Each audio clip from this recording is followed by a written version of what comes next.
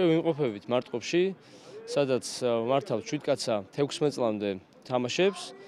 Ამ თამაშებში მონაწილეობას იღებს 6 გუნდი, საიდანაც 2 არის მონაკოდან.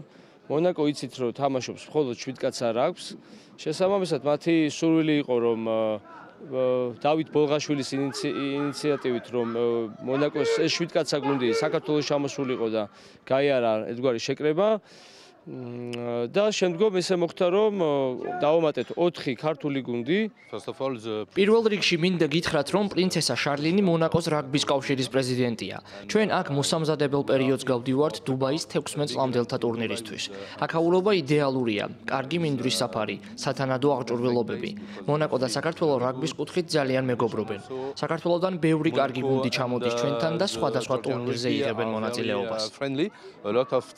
მონაკოს რაგბის ფედერაციის პრეზიდენტი არის პრინცესა შარლინი, მანაც მიიღო გადაწყვეტილება და ჩამოვიდა საქართველოში, რაც რა თქმა უნდა ჩვენთვის ძალიან დიდი პატივია, მოხარულები ვართ ამ ვიზიტით.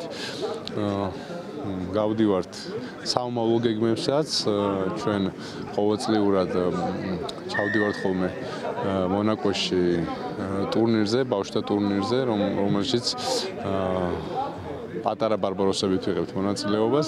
ეს ყველაფერი რეალურად ემსახურება იმას, რომ მომავალი თაობა ჯანსაღსივცეში გავზარდოთ. ძალიან მნიშვნელოვანია ჯერ ჩვენთვის, რომ განვითარდეთ პირველ რიგში რაგბში, უცხოები ჩამოდიან და ანუ უცხო არა, უცხოებთან თამაში ესე.